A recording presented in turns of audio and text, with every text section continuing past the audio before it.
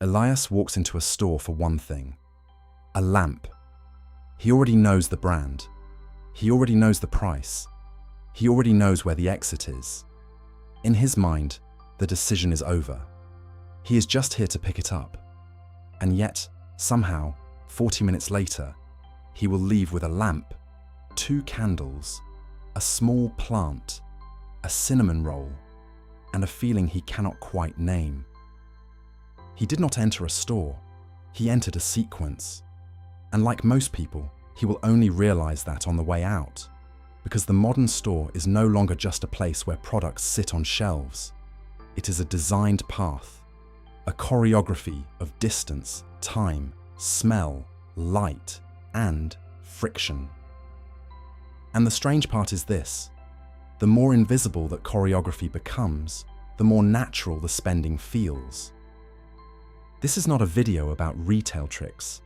It is about the hidden systems that shape what buying feels like before we call it a choice. Most people imagine the decision happens at the shelf or at the screen. It rarely does. By the time someone feels they are choosing, several lines of the script have already been written into the room. The store is not a place. It is a script your body walks through.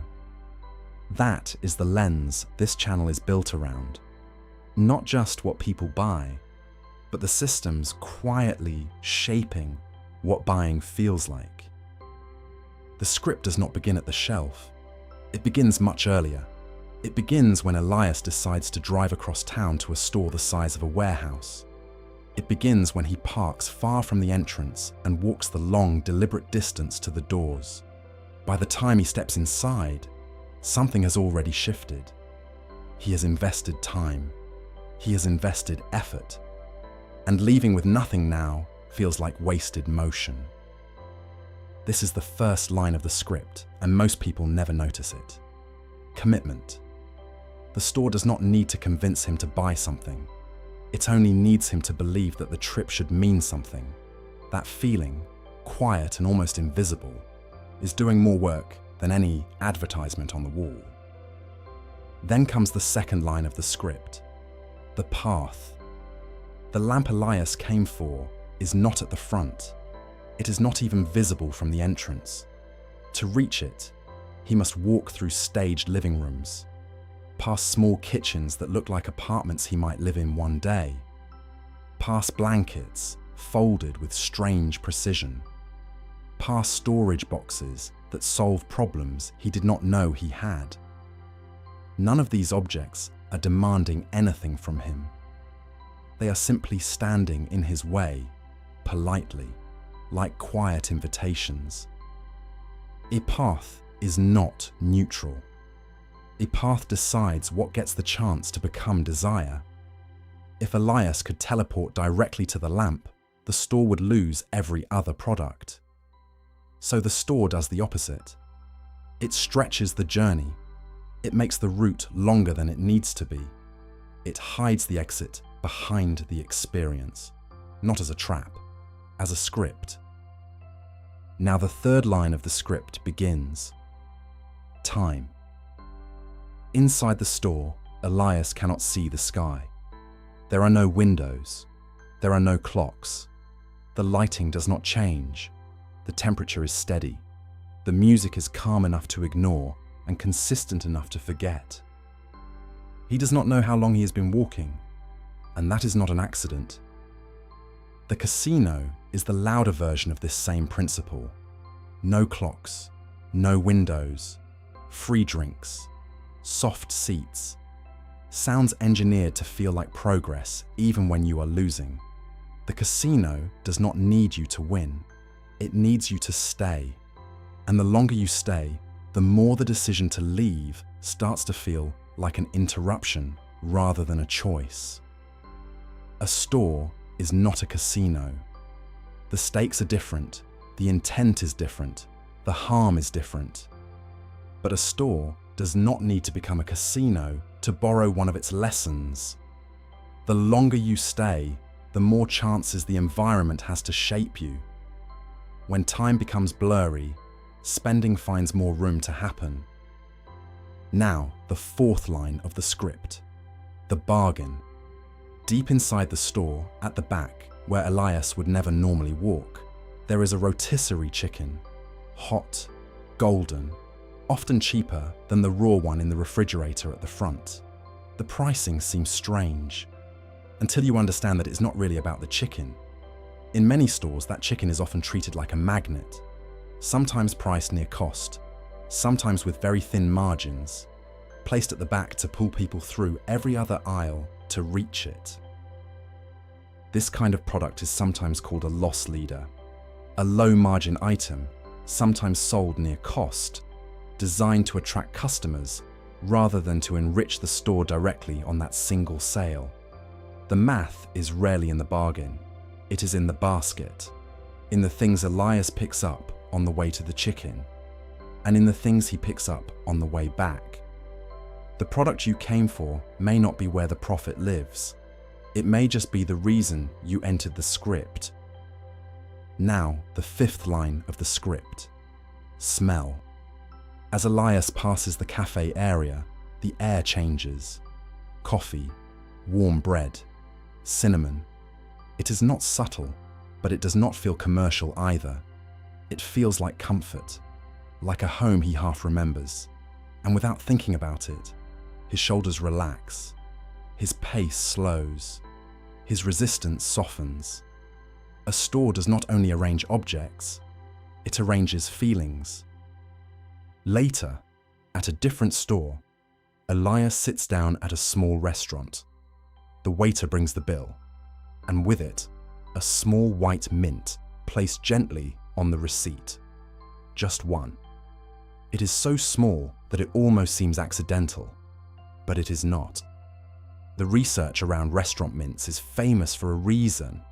When a small gift arrives with the bill, especially in a way that feels personal, people often give back more. The mint costs almost nothing. The feeling it creates is not nothing. Because Elias does not feel pushed. He feels slightly seen. And being seen is a quiet form of obligation. This is reciprocity, one of the oldest mechanisms in human behavior. When someone gives us something, even something tiny, even something we did not ask for, part of our brain wants to give something back. The mint is not a manipulation in the loud sense. It is a script written in human nature. The store, the restaurant, the brand, all they have to do is press lightly on it. Back home, Elias opens the box. Inside is the lamp, but also screws, a small wrench, a folded sheet of instructions with diagrams that almost make sense. For the next 30 minutes, he frowns at pieces of wood. He turns parts the wrong way. He starts over, and when he finally stands the lamp upright, something strange happens. He likes it more than he expected to. Researchers have a name for this. They call it the IKEA effect. The idea, popularized by studies from Michael Norton, Daniel Mochon, and Dan Ariely, is that people often value objects more when they have contributed labor to building them. The work is annoying in the moment, but the work also embeds the object into the person's identity. The company saves on assembly. The customer gains ownership. Both sides walk away believing they won. And in a quiet way, they did. Sometimes the store makes you work, and the work makes you love what you bought. A few weeks later, Elias is on his couch, scrolling on his phone. He sees a chair. He likes it. He taps. And here, the store reappears, but in a different form. There are no aisles. There is no cinnamon roll. There is no rotisserie chicken at the back. But there is still a script. The corridor is just made of buttons now. There is a famous UX story often called the $300 million button. A large retailer reportedly had a checkout page that forced customers to register before buying. People hated it. They abandoned their carts, so the team replaced one button.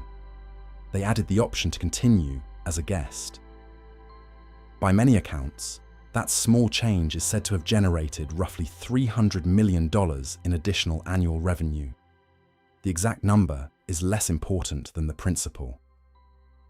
The button did not create desire. It removed the small doorway where hesitation used to stand. One moment of friction had quietly been writing "no" into many customers' day.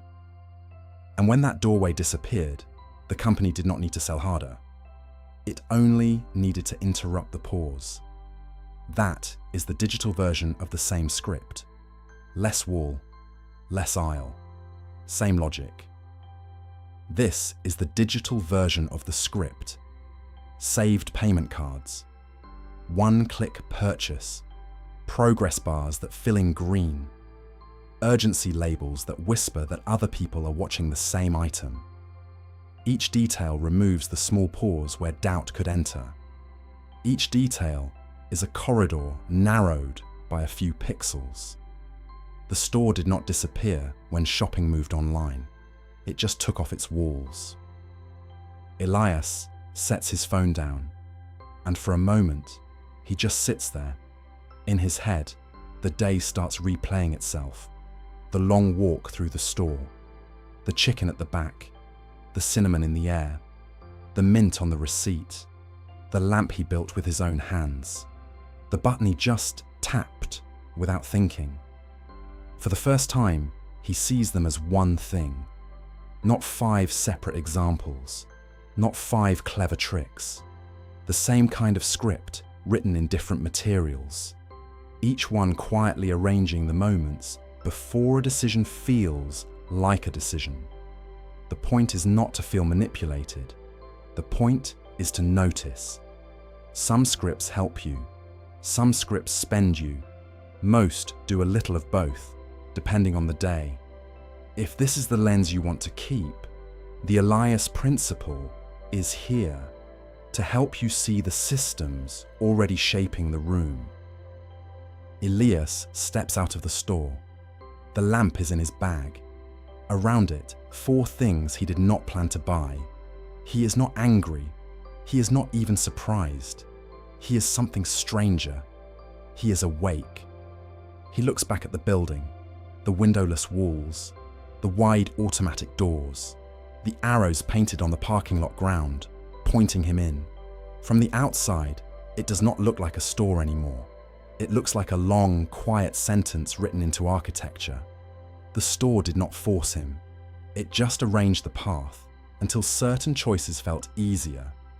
And the more invisible the path felt, the more natural the purchase became. The store is not a place. It is a script your body walks through. So next time you walk in, or scroll in, or sit down, the question is not only what you bought. The question is, who wrote the path that made it feel like your idea?